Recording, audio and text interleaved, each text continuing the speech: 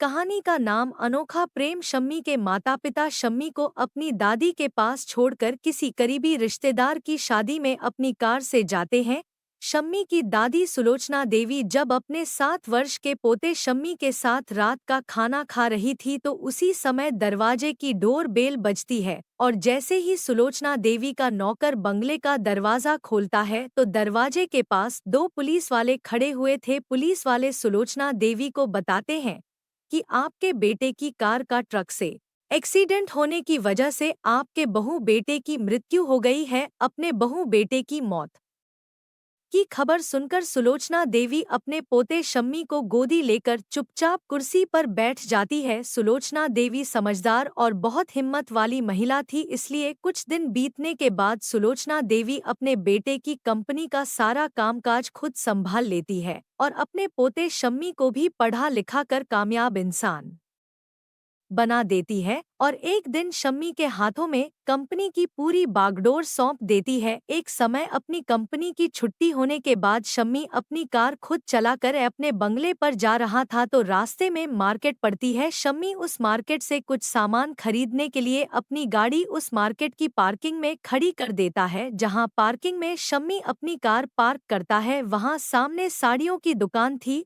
और शम्मी की नज़र एक खूबसूरत साड़ी पहने दुकान के आगे खड़ी एक मूर्ति पर पड़ती है। साड़ी पहने उस मूर्ति का चेहरा इतना खूबसूरत था कि शम्मी को उस मूर्ति को पहली नज़र देखते ही उस मूर्ति से मोहब्बत हो जाती है। शम्मी उस खूबसूरत मूर्ति का इतना दीवाना हो जाता है कि अपनी कंपनी जाना छोड़कर उस मूर्ति को पूरे दिन प्यार भरी नज़रों से देखता रहता था। शम्मी 24 घंटे उस खूबसूरत मूर्ति के ख्यालों में डूबा रहता था, इसलिए वह अपनी दादी सुलोचना देवी को भी पल भर का समय नहीं दे पाता था। शम्मी जब रात को अपनी दादी सुलोचना देवी के साथ खाना खाता था तो एक आधा निवाला खाकर खाना बीच में छोड़कर अपने कमरे में सोने चला जाता था और जब कभी सुलोचना देवी शम्मी से कंपनी के विषय में कोई जरूरी बात करती थी तो शम्मी हाँ या ना में जवाब देकर वहां से चला जाता था। सुलोचना देवी अपने पोते शम्मी की परेशानी को समझ नहीं पा रही थी, इसलिए एक दिन सुलोचना देवी अपने दिल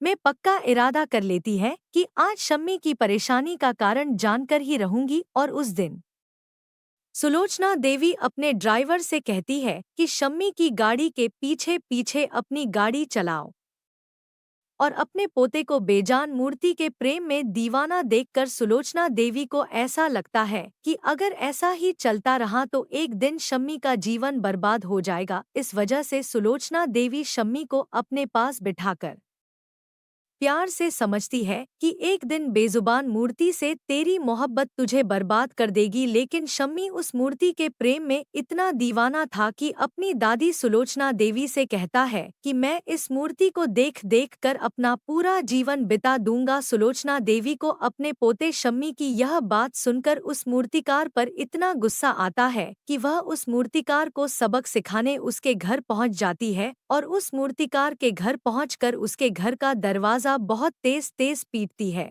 और शम्मी के प्रेम की पूरी कहानी मूर्तिकार को सुनाती है। शम्मी की दादी उस मूर्तिकार के परिवार और उस मूर्तिकार से अच्छी तरह मिलजुल कर बात करके अपने बंगले पर आ जाती हैं और एक सप्ताह बाद सुलोचना देवी शम्मी की इच्छा के विरुद्ध शम्मी को उस मूर्तिकार के घर लेकर जाती है और उदास निराश शम्मी मूर्तिकार के घर पहुंचकर चुपचाप बैठ जाता है। तभी उस मूर्तिकार की बेटी चाय बिस्कुट लेकर आती है और शम्मी जब उस मूर्तिकार की बेटी को नजर उठाकर देखता है तो उसकी बेटी का चेहरा बिल्कुल उसी मूर्ति की तरह था जिस पर शम्मी पूरी तरह फिदा हो चुका था। शम्मी मूर्तिकार की बेटी को देखकर बहुत खुश हो जाता है। फिर शम्मी अपनी दादी के गले लगाकर कहता है कि आपने मेरी प्रेमिका को जीवित कर दिया। समाप्त। लेखक राजेश नरेला, दिल्ली।